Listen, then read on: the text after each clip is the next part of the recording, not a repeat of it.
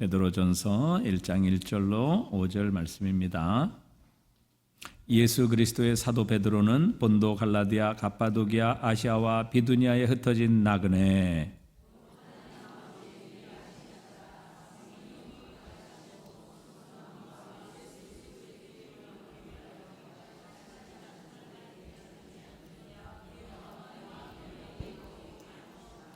우리 주 예수 그리스도의 아버지 하나님을 찬송하리로다. 그의 많으신 긍휼대로 예수 그리스도를 죽은 자 가운데서 부활하게 하심으로 말미암아 우리를 거듭나게 하사 산 소망이 있게 하시며,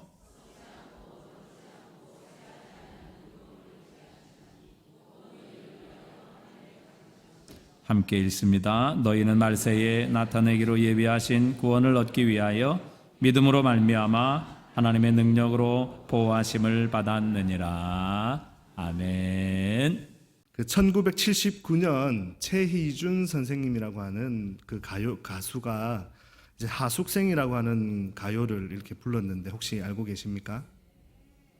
예. 제가 여기 단이라서 제가 노래를 불러 드릴 수는 없을 것 같고 가사말만 이렇게 전해 드리도록 하겠습니다. 인생은 나그네 길, 어디서 왔다가 어디로 가는가, 구름이 흘러가듯 떠돌다 가는 길에 정일랑 두지 말자, 미련일랑 두지 말자. 인생은 나그네 길, 구름이 흘러가듯 정처 없이 흘러서 간다 라고 이렇게 합니다. 마치 이 말씀을 준비하다가 이 노래를 들었는데 복음성가 같습니다. 복음성가로 채택을 해도 되지 않을까 싶을 정도로 제 생각입니다만 그렇습니다. 노래 가사말처럼요, 우리의 인생은 나그네 인생입니다. 정처 없이 흘러가는 인생이 바로 우리의 인생이죠. 오늘 우리가 보고 있는 말씀 가운데도 나그네 인생이다라고 이렇게 이야기를 하고 있습니다. 베드로전서 1장 1절의 말씀입니다. 우리 함께 한번 읽어봤으면 좋겠습니다. 예수 그리스도의 사도 베드로는 본도,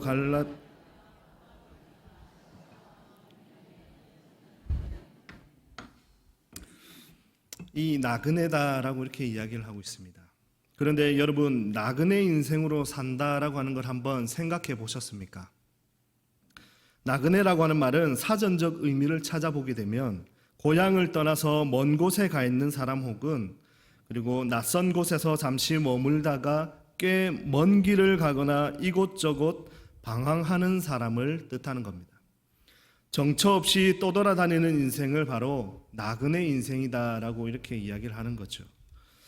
아무리 빈손으로 왔다가 우리가 빈손으로 이렇게 가는 인생이지만 내 것 하나 없는 인생은 참 힘든 것 같습니다. 그래서 나그네의 인생은 참 고달픈 삶의 연속인 것 같습니다. 예를 들어서 우리 대한민국의 사람들 대부분이 무엇을 가지고 싶어 하는 줄 아십니까? 내가 살고 있는 집을 가지고 싶어 합니다. 그래서 집을 악착같이 사려고 그렇게 하죠. 집이 없는 서러움이 굉장히 크기 때문에 그런 겁니다. 그래서 젊은 층이 어떻게 해서든지 영끌로 집을 사려고 하는 그 이유가 여기 있는 겁니다. 내가 살고 있는 집이 내 집이 아니니까 언제 집주인이 나가라고 할지 모르기 때문에 그런 겁니다. 법적으로 지금 2년 동안은 이제 보장을 받고 있지만요, 또 집을 알아봐야 하는 그 번거로움들이 생겨나기 때문에 내 집을 갖고 싶어 하는 겁니다. 나그네 인생은 언제나 떠날 준비를 하고 있어야 하는 인생입니다. 나그네처럼 살아가야 하는 인생은 그래서 고달프고 힘들다라고 이렇게 이야기를 하는 겁니다. 우리의 기준에서 정착하지 못하고 방황하는 그 인생이 과연 좋은 인생이다라고 이렇게 우리가 생각할 수 있을까요? 결코 정착하지 못하는 인생은 좋은 인생이다라고 이렇게 말할 수가 없는 겁니다. 여러분들에게 다시 한번 묻고 싶습니다. 정처 없이 떠도는 인생을 혹시 살고 싶으십니까? 아니면 한 곳에 정착해서 살고 싶으십니까? 일반적인 사람이라고 한다면 정착하고 싶은 것을 쉽다라고 이렇게 이야기를 할 겁니다. 이게 우리들만의 생각이 아니라 바로 성경 속에서도 그런 모습을 나타내주는 사람 한 사람이 등장을 합니다. 그게 바로 베드로입니다. 마태복음 17장 4절에 이렇게 고백을 하고 있습니다. 베드로가 예수께 여쭈어 이르되 주여 우리가 여기 있는 것이 좋사오니 만일 주께서 원하시면 내가 여기서 초막셋을 짓되 하나는 주님을 위하여 하나는 모세를 위하여 하나는 엘리야를 위하여 하리이다. 주님, 여기가 좋습니다. 이제 여기에 초막을 짓고 우리 함께 삽시다라고 하는 겁니다. 여러분, 베드로처럼 우리의 마음도 그런 마음 아닙니까? 주님, 내가 있는 여기가 너무 좋사오니 여기에 내 집을 짓고 내가 살겠습니다라고 하는 거죠. 그리고 또 창세기 11장에 보시게 되면 바벨탑 사건이 등장을 합니다. 11장 4절에요 이렇게 말씀하고 있습니다. 또 말하되 자 성읍과 탑을 건설하여 그 탑 꼭대기를 하늘에 닿게 하여 우리 이름을 내고 온 지면에 흩어짐을 면하자 하였더니, 정착하고자 하는 우리의 모습입니다. 사람들 곁에서 떠나고 싶지 않고 바로 이곳에 함께 모여 살고 싶은 게 우리들의 모습인 겁니다. 그런데 성경은요, 우리에게 나그네 인생을 이야기하면서 그 쉽지 않은 인생을 살아가야 한다라고 하면서도 또 덧붙이는 게 고난까지 너희들이 받아야 한다라고 이렇게 이야기하고 있는 겁니다. 시편 119편 71절에 말씀합니다. 고난당하는 것이 내게 유익이라 이로 말미암아 내가 주의 율례들을 배우게 되었나이다 라고 이렇게 말씀합니다.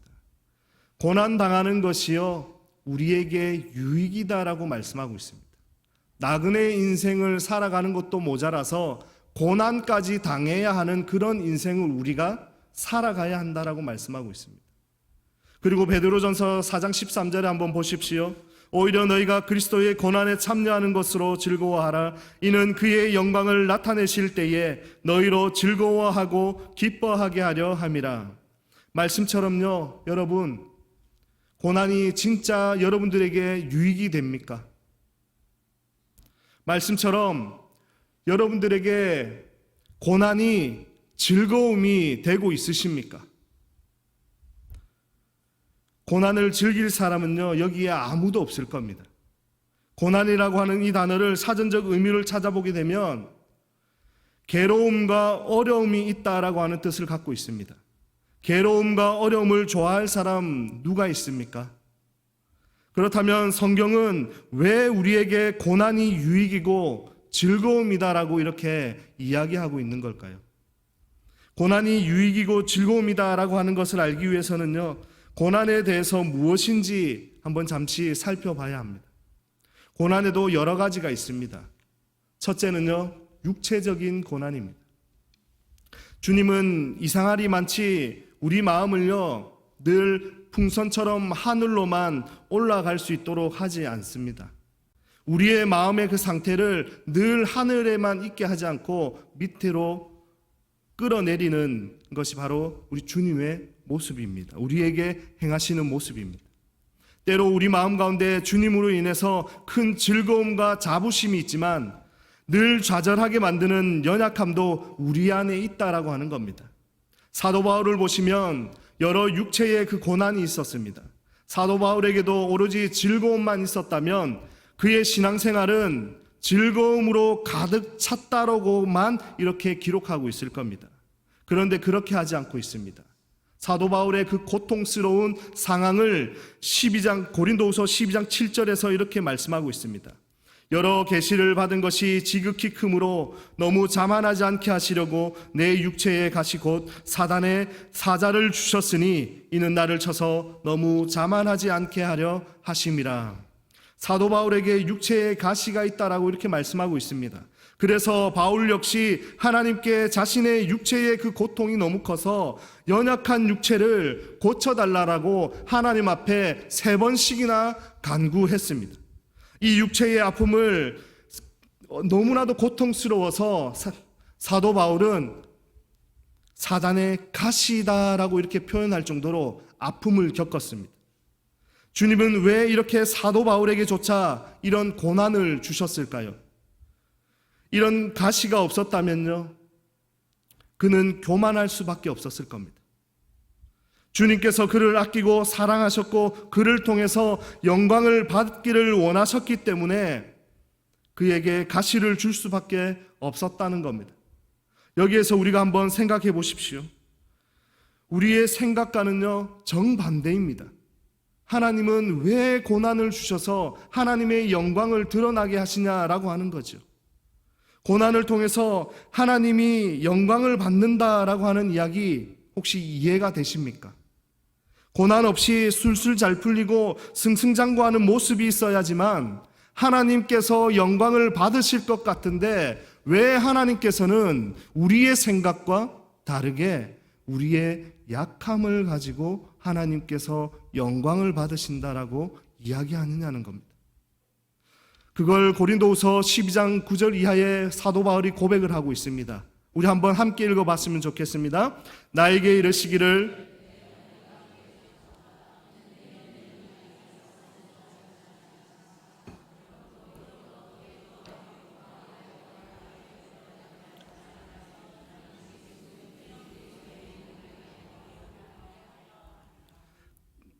(10절까지) 읽었습니까? 그러므로 내가 그리스도를 위하여 약한 것들과 능력과 궁핍과 박해와 곤고를 기뻐하노니 이는 내가 약한 그때의 강함이라. 우리가 죽어야 하나님이 일하실 수 있다라고 하는 겁니다. 우리가 죽어야 하나님께서 드러나실 수 있다라고 하는 겁니다. 그래서 현재 우리가 가지고 있는 모든 어려움, 이 또한 주님께서 허락하셨음을 우리가 기억해야 한다는 겁니다. 그것이 우리로 하여금 주님을 향하고 교만치 않을 가장 적절한 환경이다라고 하는 거죠. 사람은요, 본질상 다른 사람들보다 조금만 잘나도 교만해질 수밖에 없는 게 우리들의 모습입니다. 그래서 주님의 그 관심은 우리 인간에게 어디 있느냐 하면 우리를 통해서 주님께서 영광을 받으시는 것이지 교만한 우리가 영광을 받는 게 아니라는 사실입니다. 바울이 아무리 하늘을 올라갔다 오고 말씀을 잘 전하고 많은 영혼을 인도하고 얼마나 놀라운 사람인가를 보여주고 있지만, 그를 통해서 역사하시는 주님이 얼마나 놀라운 분이신가를 사람들 가운데 나타내기를 원하셨다라고 하는 거죠. 그렇기 때문에 사도 바울의 육체의 이 연약함과 고난은요, 가장 적합한 것이었습니다. 주님께서 우리에게 환난과 연약함 그리고 고난을 허락하신 것은 우리의 교만함을 막기 위해서 우리에게 가시를 주고 계신다라고 하는 사실입니다. 사람의 욕심은요, 정말 끝이 없습니다. 하나를 얻으면 거기에 만족하는 것이 아니라 또 다른 무언가를 얻으려고 하는 게 바로 우리들의 모습입니다. 만족이라고 하는 것이 없는 게 바로 우리라고 하는 거죠. 우리는 살아가면서 육체적으로 평안하고 물질적으로 풍부하고 근심과 걱정이 없게 되면 조금씩 하나님을 신뢰하는 것에서 멀어지고요, 그리고 하나님을 떠나버리고 말게 되는 겁니다. 이것이 대부분 사람들의 모습입니다. 사도 바울과 같이 신앙 좋은 사람이 설마 그 육체의 가시가 있다라고 해서 하나님을 떠날까라고 이렇게 생각을 할 수도 있겠죠. 그런데요, 그건 우리의 생각입니다. 우리는 그 사도 바울이 육체의 가시가 있다고 해서 그렇게 떠난다라고 이렇게 생각할 수 없을 거야, 안 떠날 거야 라고 이렇게 생각을 하지만 하나님 편에서는 그렇지 않습니다. 하나님께서 보실 때는 사도 바울도 동일한 인간이었습니다. 사도 바울과 같이 훌륭한 사람도 하나님 편에서는 예외가 없다라고 하는 거죠. 그러니 하나님께서 그에게 육체의 고난을 이렇게 허락하신 겁니다. 우리에게도 만약 고난이 온다라고 했을 때도 하나님을 바라보기를 원합니다. 하나님을 바라보셔야 합니다. 하나님께서 그 고난을 통해서 무엇을 말씀하고 계시는지를 우리가 캐치해내야 한다라고 하는 겁니다. 그리고 둘째로는요, 주님을 위한 고난입니다. 주님을 위한 고난은 영광스럽게 우리가 생각을 해야 되는 겁니다. 왜냐하면요, 주님을 전하다가 욕을 듣고 비방을 듣는다면요, 그것은 슬픔이 아니라 오히려 기쁨을 가져다 주기 때문에 그런 겁니다. 주님을 위해서 받는 그 고난은 우리에게 큰 자부심을 가져야 하는 겁니다. 오늘 우리가 읽은 이 말씀을 보게 되면 베드로가 고난을 받고 아시아로 흩어져 있는 그리스도인들에게 편지를 쓰고 있는 내용입니다. 무엇 때문에 편지를 씁니까? 그들이 처한 상황에 대해서 위로하고 격려하기 위함입니다. 그들의 상황은요, 녹록치 않았습니다. 고난을 당하고 있는 중이었습니다. 어떤 고난이었을까요? 예수 그리스도를 믿는다라고만 하는 것으로도 고난이었습니다. 베드로 전서의 역사적인 이 배경을 잠시 살펴보게 되면요, 어떤 고난을 당하고 있었는지를 알 수가 있습니다. 당시에 로마에 큰 화재가 발생하게 됩니다. 황제 네로가 화재 책임을요, 그리스도인들에게 모두 전가시켰습니다. 그 이후에 이제 그리스도인들에게 박해가 시작이 되었습니다. 네로 황제의 그 의사를 환영해서 지방 내에 있는 모든 도시마다 그리스도인들에게 고난이 시작되었습니다. 핍박이 시작이 되었습니다. 기독교인들은 단지 예수님을 믿는다라고 하는 그 이유만으로도 체포당해야만 했고요, 매를 맞아야만 했습니다. 그리고 더 나아가서 원형 경기장에서 끌려가서 사자의 밥이 되기도 했습니다. 온갖 참혹한 핍박을 받아내야 했던 게 그 당시 그리스도인들이었습니다. 로마인들은요, 또 그 그리스도인들에게 어떻게 했냐면 로마의 신들에게 절하지 않고 군대의 그 복무를 꺼리는 것을 그 그리스도인들을 이상하게 여겼습니다. 그리고 의심스러운 눈빛으로 그들을 항상 바라보고 있었습니다. 그래서 그 로마인들이 그리스도인들을 기회가 되면 어떻게 해서든지 괴롭히기 시작했다고 했습니다. 그리고 자신들의 그 분노를 그리스도인들에게 모두 다 쏟아내 버렸습니다. 이렇게 이 베드로 전서의 이 기록 당시에 그리스도인들의 상황이었습니다. 이렇듯 엄청난 고난 속에 놓여 있는 그리스도인들이었죠. 그 핍박 가운데 있는 성도들에게 베드로가 소망을 가져서 고난을 이기도록 권면하고 있는 겁니다. 결국 주님으로 인해서 핍박을 받는 성도들이 고난을 견디면서 이겨내기 위해서 붙잡아야 할 소망의 이유를 베드로는 제시를 하고 있는 거죠. 그게 3절에 나옵니다. 우리 3절 한번 함께 보시겠습니다. 우리 주 예수 그리스도의 아버지 하나님을 찬송하리로다. 그의 많으신 긍휼대로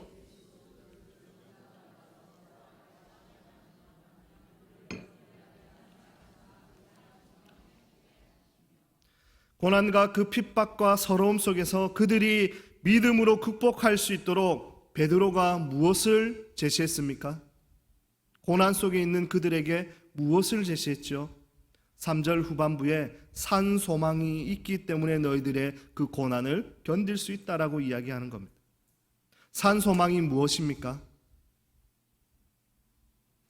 한때 소망을 가지고 있다가 사라지는 과거와 현재의 소망이 아니라 현재와 미래에도 여전히 생명력이 있는 소망입니다.